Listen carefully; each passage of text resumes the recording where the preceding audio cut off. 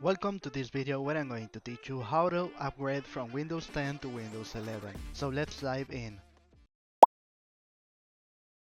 Okay, to update from Windows 10 to Windows 11, the first thing you have to do is to go to your desktop, and here you have to press the Windows key and you have to find Microsoft updates, look for updates, whatever. If you write update, you will get to this window.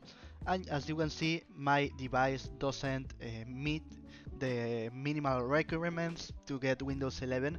But if your PC have the requirements, you will have here a button to upgrade automatically.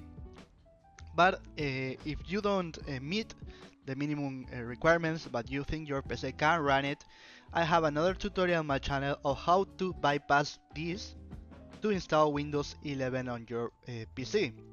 This usually is very wrong. This is have to be to the DPM, but following the tutorial that I will let you on the description and in the comments, you will be able to install Windows 11 if you can't from here.